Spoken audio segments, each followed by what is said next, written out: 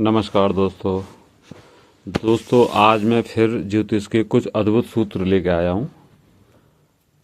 जैसे लगन में अगर केतु हो तो आत्मा शरीर में नहीं रहती, वो बस अनुभव लेने आई होती है। ज़रा ध्यान से सुनना, लगन में केतु हो तो आत्मा शरीर में नहीं रहती, वो बस अनुभव लेने आई होती है। और दूसरा सूत्र है कि चंद्रमा अगर अष्टम भाव में हो तो व्यक्ति के सपनों में आने वाली चीज़ें भविष्य के संकेत देती हैं। कहने का मतलब है, जिनका अष्टम भाव में चंद्रमा हो तो ऐसे व्यक्तियों को सपने में आने वाली भविष्य की चीज़ें दिखाई दे जाती हैं।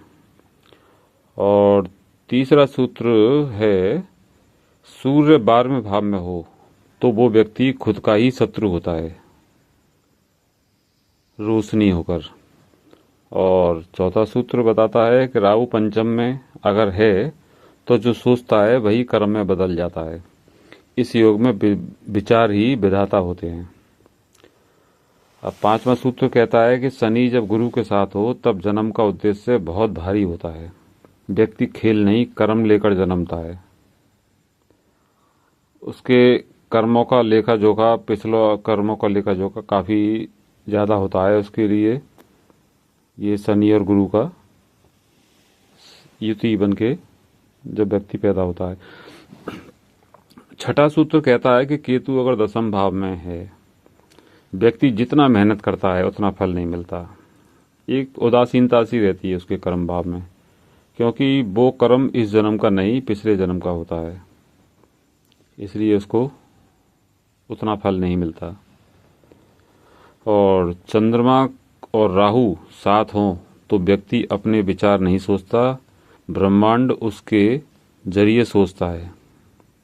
यानी कि ब्रह्मांड जो कराना चाहता है वो ऐसे व्यक्ति के द्वारा ही कराता है। चंद्र और राहु साथ हों, कुछ क्वालिटी आ जाती है ऐसे लोगों के माइंड में। कुछ करने की, कुछ भी काम करने की कला जो है और लोगों से कुछ अलग होती है, यूनिक होती है। अच्छा, मंगल अष्टमी से होकर लगन को देखे, व्यक्ति मृत्यु से लौटने वाला होता है, चाहे रूप, रिश्ता या जीवन कुछ भी हो। गुरु 12वें भाव में उच्च का हो, यानी कि सिंह लगन में गुरु 12वें भाव में हो तो व्यक्ति ईश्वर का गुप्त एजेंट होता है, जो दूसरों के पाप का भार उतारने आता है। और 10वां सूत्र है, बुध और चंद्र की युति। व्यक्ति कभी वैसा नहीं होता जैसा दिखता है। उसका दिमाग एक दर्पण है, सब उल्टा दिखता है उसको। और शुक्र छठे में और केतु 12वें में, प्रेम की हर कहानी अधूरी ही रहनी होती है। ये प्रेम नहीं, प्रायश्चित होता है ऐसे योग वालों का।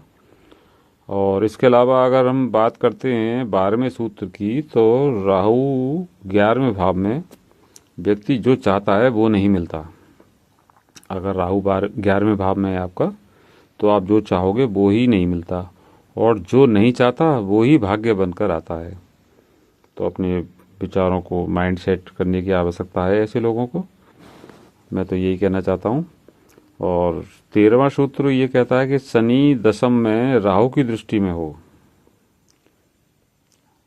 शनि दशम भाव में बैठा हो और राहु की उस पर, शनि पर दृष्टि पड़ रही हो, तो ऐसा व्यक्ति कर्म नहीं चुनता, कर्म ही उसे चुन लेता है। और 14वां सूत्र कहता है कि अष्टम भाव में उच्च ग्रह, व्यक्ति के जीवन में हर मोड़ पर पुनर्जन्म होता है, शरीर नहीं स्वभाव का। स्वभाव का उसका चेंज होता रहता है, बदलता रहता है अष्टम भाव में जब उच्च का ग्रह हो।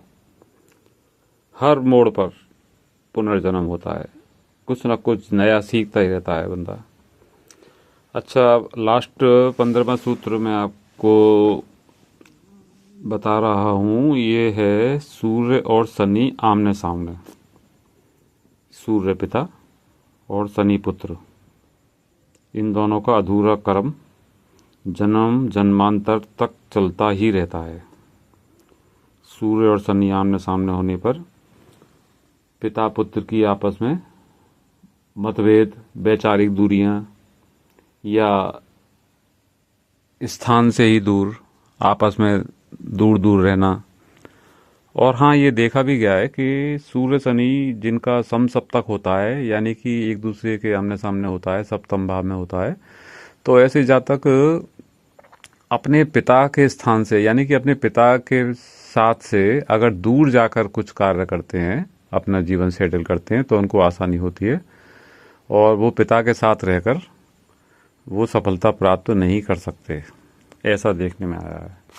तो दोस्तों, ये रही हमारी ज्योतिष के बारे में जानकारियाँ, और ये जानकारी आपको, मैं समझता हूँ कि आपके काम की होंगी।